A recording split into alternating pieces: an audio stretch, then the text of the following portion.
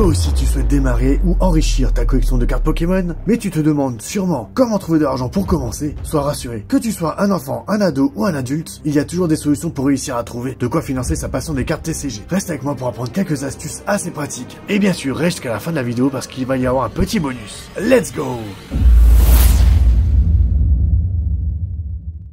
Salut les amis, vous êtes avec Dame ce Boomer, j'espère que vous allez bien. Moi, ça va nickel, merci. Alors, dans mes précédentes vidéos, je t'ai présenté le challenge des 5K €. 5000 balles en patrimoine de cartes Pokémon. Si tu veux tous les détails, va vite les voir. Je te les mets là. Sinon, pas de soucis, on passe maintenant à la prochaine stratégie. C'est-à-dire la stratégie numéro 3. Comment réussir à se financer ses premières cartes ou étoffer sa collection alors qu'on n'a pas un rond, qu'on n'a pas un sou quoi. Et oui, c'est une question qui revient régulièrement. Je vais te partager des astuces et idées que tu peux mettre en place dès aujourd'hui pour économiser ou gagner plus d'argent et te faire plaisir. Alors avant de commencer, petit disclaimer, je suis conseiller en rien du tout, ni en finance, ni en économie, ni rien du tout. Le seul objectif de cette vidéo est de te faire réfléchir sur tes possibilités et ce que tu pourrais réaliser pour gagner un peu plus d'argent ou économiser pour te faire plaisir dans les cartes Pokémon. À toi de te renseigner sur tes capacités ou la possibilité de réaliser certaines actions que je te propose aujourd'hui. Car comme tu le sais, en France, il y a beaucoup de réglementations, ou bien même dans d'autres pays. Je l'ai dit surtout pour les ados qui pourraient faire des dingueries. Ok les gars? Donc pas de conneries. Si c'est clair entre nous, je te propose très rapidement de passer à la suite.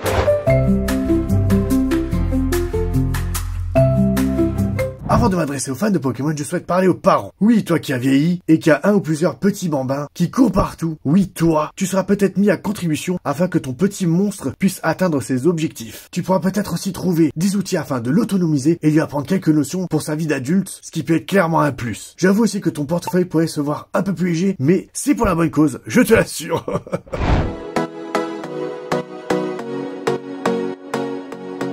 À toi, jeune dresseur de Pokémon, fan de cartes TCG, tu n'as pas d'argent pour acheter des boosters ou des cartes dans ton magasin préféré? Eh bien, ouvre bien tes oreilles. J'ai quelques petites astuces à te donner. Tu pourrais rapidement gagner tes premiers euros et donc t'acheter assez rapidement de quoi te faire plaisir. Voilà ce que tu pourrais faire.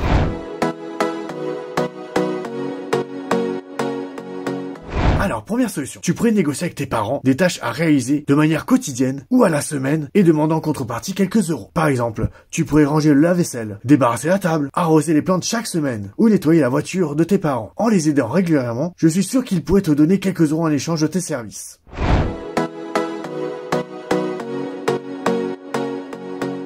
Avec l'accord de tes parents, tu pourrais faire louer certaines de tes BD ou livres que tu as déjà lus. Tu peux aussi faire ça avec tes jeux vidéo. Ça peut rendre service aux parents de tes amis qui, au lieu de payer un jeu 50 €, ne pourraient donner que 1 € par semaine par exemple. Discute avec tes parents pour qu'ils t'aident à présenter cette idée aux autres familles. Tu devrais tenir un petit carnet et noter à qui tu as prêté tes affaires et combien de temps, car sans cela, tu vas perdre tes objets, ça c'est sûr et certain. Et ça serait vraiment dommage.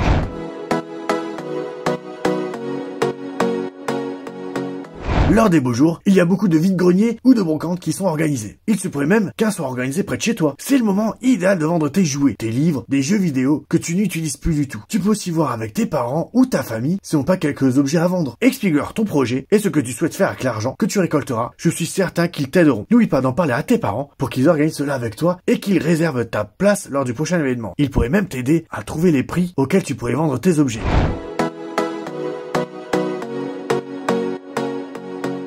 En été, beaucoup de personnes partent en vacances. Certaines familles ont des animaux de compagnie. Tu pourrais te proposer afin de donner à manger et à boire à leurs petites bêtes pendant l'absence de la famille. Tu pourrais aussi les promener. Cela pourrait leur éviter de mettre leurs animaux de compagnie dans des centres spécialisés ou de prendre les services d'un professionnel, ce qui leur coûterait bien plus cher. Tu peux aussi te proposer pour d'autres services comme arroser les plantes ou leur chercher leur courrier et leur mettre sur la table du salon par exemple. Tu auras peut-être besoin d'aide. Avant tout, parle-en à tes parents.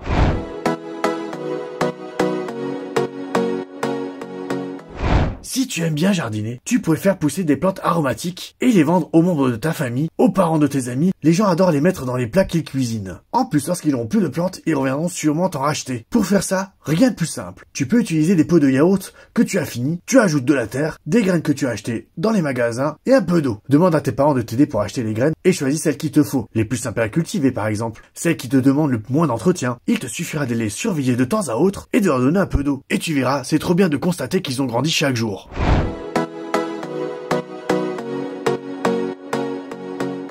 Lorsque j'étais petit, j'adorais faire du roller au skatepark. Lorsqu'il faisait chaud, on essayait tous de trouver un moyen de se rafraîchir. J'ai eu donc l'idée d'acheter des Mr Freeze, tu vois les petites glaces en bâtonnet là, les mettre dans une glacière avec des pains de glace et de les vendre à mes amis. Pour moins de 5 €, tu peux acheter un paquet de 20 glaces, tu les revends 1 € la glace et tu récolteras donc 20 €. De quoi rembourser tes parents et acheter un nouveau paquet de Mr Freeze. Tu auras donc déjà 10 € dans ta poche. Tu peux aussi le faire avec des boissons. Refais ça plusieurs fois et regarde tes économies augmenter. Cependant, n'abuse pas de cette solution, car dans certains endroits, il te faut certaines autorisations spéciales pour vendre ce type de produit. Demande l'autorisation, conseil et de l'aide à tes parents.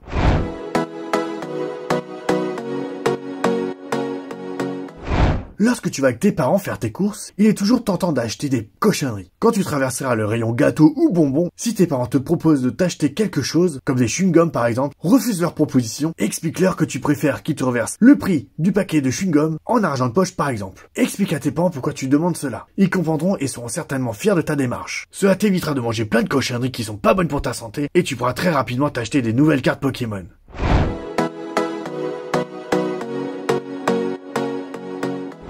Il y a une façon assez simple de te financer tes cartes. Économise l'argent que tes parents te donnent en argent de poche si c'est le cas. Demande une tirelire et attends qu'elle déborde. Tu pourras alors t'acheter tout ce qui te fait plaisir. Toujours avec l'autorisation de tes parents bien sûr.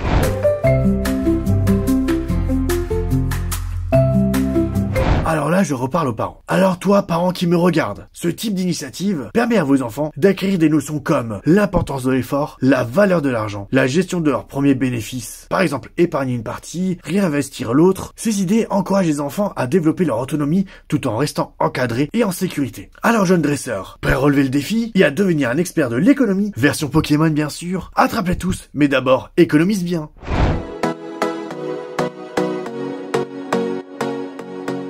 Tu es un adolescent plein d'énergie et de créativité, mais tu n'as pas encore de revenus fixes pour t'offrir les cartes Pokémon de tes rêves. Pas besoin d'avoir un salaire pour réaliser tes envies. Avec un peu de débrouillardise et de créativité, tu peux commencer à te constituer un petit budget dès maintenant. Voici quelques idées que tu pourras réaliser. Cependant, avant de te lancer, réfléchis à tout ce que tu sais faire. Combien de temps tu peux y consacrer et demande toujours l'accord de tes parents bien sûr.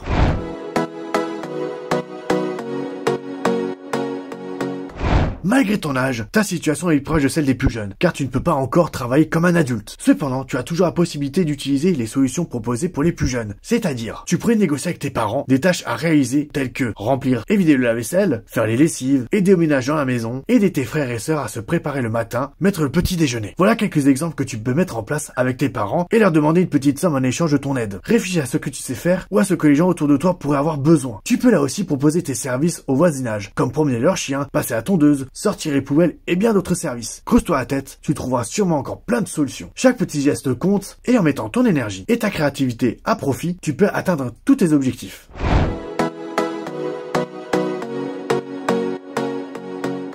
Une solution qui marche très bien en été, c'est de proposer un service de nettoyage de voiture. Pour cela, rien de plus simple. Il te faut un peu de matériel tel que un seau, une éponge, un chiffon microfibre et quelques produits basiques adaptés comme du produit à vitre. Vois avec tes voisins s'ils souhaitent que tu leur laves la voiture. L'extérieur pour 5 à 10 € et pourquoi pas l'intérieur s'ils le souhaitent et que tu t'en sens capable. Ce service, tu pourrais aussi le facturer 5 à 10 € par exemple. Sois très prudent et fais attention à ne pas abîmer le véhicule avec des produits ou matériel non adaptés. Avec cette solution, non seulement tu gagneras un peu d'argent, mais tu montreras que tu es aussi très motivé et débrouillard. Qui sait, tes voisins pourraient te recommander à d'autres personnes. Demande conseil à tes parents, ils ont certainement nettoyé plein de fois dans leur vie leur voiture. Tu peux aussi regarder des tutos sur YouTube, mais n'oublie pas de demander l'autorisation à tes parents avant de commencer ce type d'activité.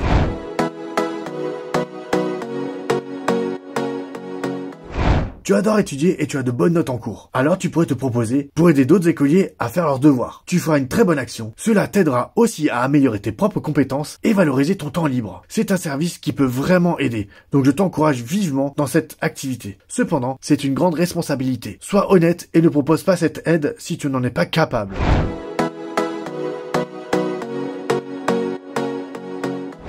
Tu es né dans les années 2010 sûrement, et tu connais parfaitement tous les outils numériques qui t'entourent, principalement les téléphones portables, tablettes et ordinateurs. Tu pourrais très bien proposer des services de formation afin d'aider ceux qui maîtrisent le moins ces outils ou à régler des appareils par exemple. Tu t'adresses aux personnes les plus âgées, comme les papis ou les mamies, mais c'est très cool. Tu offres une vraie valeur autour de toi. Renseigne-toi auprès de tes parents, ils sont sûrement contents de ta démarche et très fiers de toi.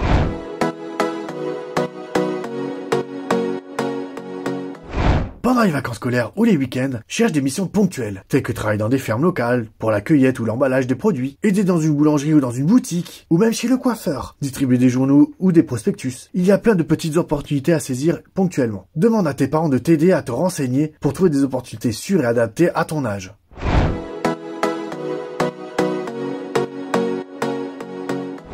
Si tu reçois de l'argent de poche de tes parents, c'est trop cool. Tu as une vraie solution entre les mains. Prends le temps de regarder tes dépenses et limite ce qui n'est pas nécessaire. Par exemple, quand tu vas sortir, après le collège ou lycée, pour t'acheter la petite canette de coca, ou la petite part de pizza, ou d'autres choses comme ça. Cela te permettra d'économiser afin d'acheter des boosters, des cartes en loose, ou bien même des cartes gradées. Tout dépend de la somme que tu reçois de tes parents. Fais des efforts chaque jour pour aider à la maison, et tu pourrais peut-être négocier à la hausse ce que tu reçois.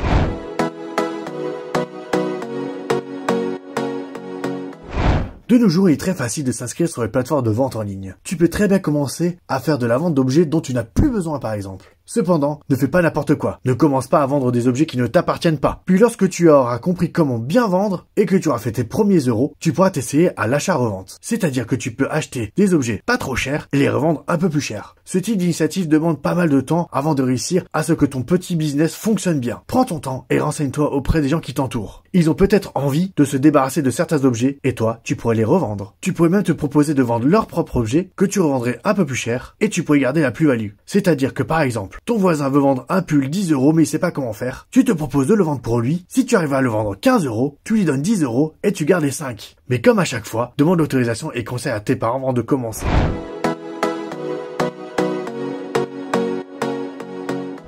Tu es peut-être maintenant adulte, ou tu l'es déjà depuis longtemps. Je vais scinder ces deux catégories car, malgré que tout le monde est majeur, on n'a pas tous la même vie et on n'est pas tous au même stade de vie.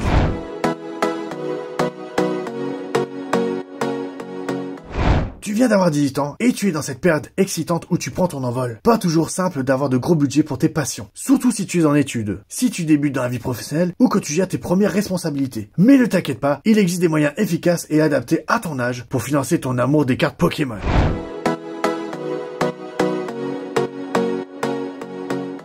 Trouver un job est la solution la plus simple. À mi-temps ou à temps complet. En intérim ou autre contrat. CDI, CDD. Tu es maintenant dans le grand bain. Fonce et prends de l'expérience. Gagne ton ou tes premiers salaires et prends une petite partie pour te faire plaisir et financer ta passion pour les cartes Pokémon.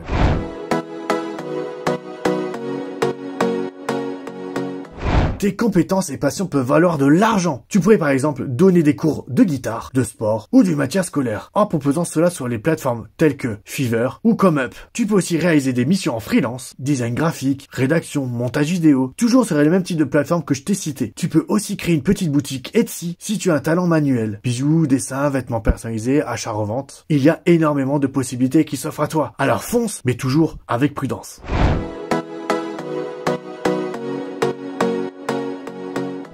Quelques ajustements dans ton quotidien peuvent libérer un peu de budget. Préparer tes repas à la maison au lieu de manger à l'extérieur. Un exemple tout bête, les carbonara du restaurant te coûteront entre 12 et 20 €, alors que si tu les prépares toi-même, tu en auras peut-être pour 5 à 10 € avec plus de quantité. Donc tu pourras manger plusieurs fois. Tu pourrais aussi réduire tes abonnements Netflix ou Spotify et supprime ce que tu utilises moins ou plus du tout. Fais tes achats pendant les soldes ou profite des cashbacks via les applications. Réduis les dépenses lorsque tu sors en soirée et évite de dépenser 150 € dans une bouteille. Ça sera bien plus raisonnable. Mis bout à bout, tu peux réaliser de belles économies et financer, parfois assez confortablement, ta passion pour le TCG.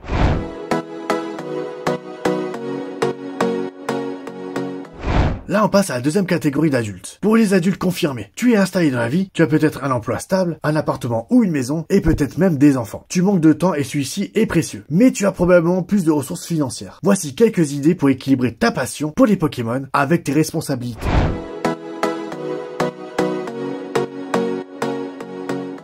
Quelque chose de très simple à faire pour la plupart des ménages français. Faire plus attention à ce qu'on met dans son chariot de course. En effet, les plats préparés, les bouteilles de boissons et autres sont des dépenses que vous pouvez réduire. Rien que le fait de ne plus acheter de boissons ni d'eau en bouteille vous fera économiser une belle somme. Les plats préparés tels que les lasagnes, sushis, les pizzas ou autres peuvent facilement se faire à la maison et pour bien moins cher. Tu peux aussi faire le menu de la semaine en avance et prendre ton dimanche pour faire la cuisine. Avec cette solution, tu te tiendras à ta liste de courses et éviteras les tentations, telles que les friandises par exemple. Mis bout à bout, tu vas faire pas mal d'économies.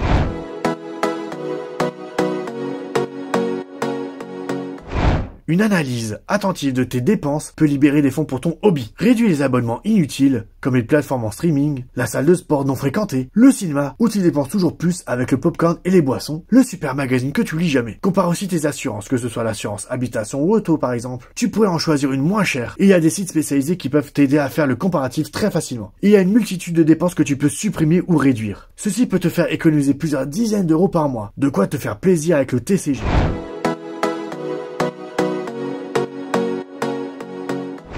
Tu peux réduire tes factures d'électricité, gaz ou eau pour libérer du budget. Il est assez simple de réduire ce type de facture lorsqu'on n'a rien mis en place pour le moment. Tu pourrais commencer par installer des ampoules LED par exemple, réduire la température de ton chauffe-eau ou de ton logement. Tu peux aussi utiliser des multiprises avec interrupteurs pour limiter la consommation en veille. Il faut aussi que tu chasses les appareils branchés non utilisés. Ceux-ci consomment malgré tout de l'électricité, c'est dommage. Fais tourner tes machines à laver ou la vaisselle pendant les heures creuses. Tu peux aussi sélectionner des cycles de lavage qui consomment moins de chaleur et moins d'eau. Aussi quelque chose de très simple à faire, éteins l'eau quand tu te brosses les dents et privilégie les douches courtes au bain. Et il y a encore énormément d'autres solutions. Je te laisse faire tes recherches sur internet et sur YouTube. Il y a de quoi faire. C'est un poste de dépense conséquent, surtout de nos jours. Avec les hausses de l'énergie, c'est une dinguerie. Tu as tout à gagner de faire attention à ta consommation d'énergie quotidiennement.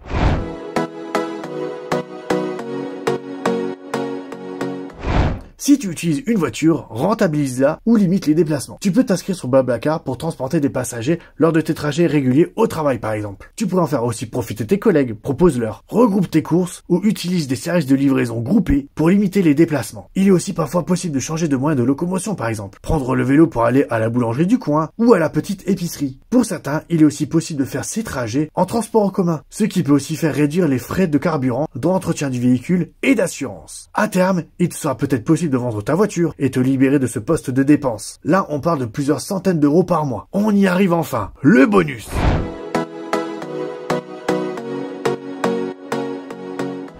Pour ce bonus, je pense qu'il est déjà essentiel de savoir quel type de collection tu souhaites acquérir, mais aussi tes goûts en matière de collection. Est-ce que tu souhaites que des cartes à l'unité, des boosters, des collections complètes, des cartes ou Pokémon spécifiques, du scellé, que des cartes promo par exemple, ou des cartes gradées? Bref, tu vois, le choix est vaste. Je te propose de te poser un moment et de voir ce que tu souhaites vraiment collectionner. En second temps, il faut aussi que tu identifies quelle stratégie tu vas employer pour les avoir. Est-ce que tu vas acheter que des boosters, acheter des cartes en lot, sur internet ou en brocante? Tu préfères chiner des bonnes cartes à un bon prix et les faire grader? À toi de définir ce qui te plaît le plus et ce qui te procure le plus de plaisir. Car c'est ça aussi les cartes Pokémon, c'est de se faire plaisir.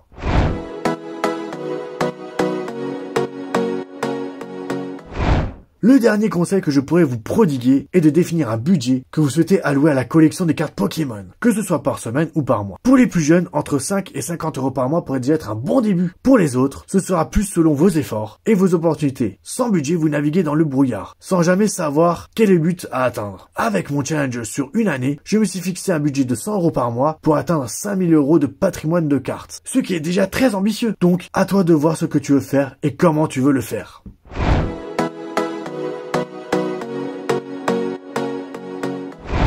La passion pour les cartes Pokémon est un hobby très coûteux et clairement c'est un luxe. Il est parfois difficile de financer cette passion et cela prend du temps. Ton meilleur ami dans cette aventure sera le budget. Fixe-toi une somme à gagner ou à économiser chaque semaine ou par mois. Cette somme est un élément crucial qui guidera et orientera une grande partie de la nature de ta collection. Oui, Pokémon, c'est cher, mais avec un peu d'ingéniosité et de patience, tu pourras te faire plaisir. Cependant, vraiment, ne rentre surtout pas dans des systèmes ou business d'argent facile, tels que les jeux d'argent, activités illégales ou autres. La tentation peut être très forte, mais il n'y a que ton intégrité et ta capacité à être débrouillard que tu y arriveras. Bon les amis, j'espère vous avoir donné un maximum de valeur. J'espère qu'avec tous ces conseils et ces petites idées, votre imagination va déborder de solutions pour vous financer vos cartes Pokémon. Ça m'a fait extrêmement plaisir de faire cette vidéo pour vous, et moi-même j'ai appris des choses, je t'assure. Si cette vidéo t'a plu et t'a servi, je te propose de lâcher un like, de t'abonner, d'activer la cloche de notification, de me laisser un petit commentaire et de partager à tout le monde, à tous tes potes, tes copines, tous les gens que tu aimes et qui souhaitent financer leurs cartes Pokémon. En tout cas, je vous dis à très vite pour les prochaines ouvertures de boosters, de case, de display, de TB et je vous souhaite que le meilleur et la santé. Vous étiez avec Dave ce Boomer, peace les amis, je vous kiffe de ouf.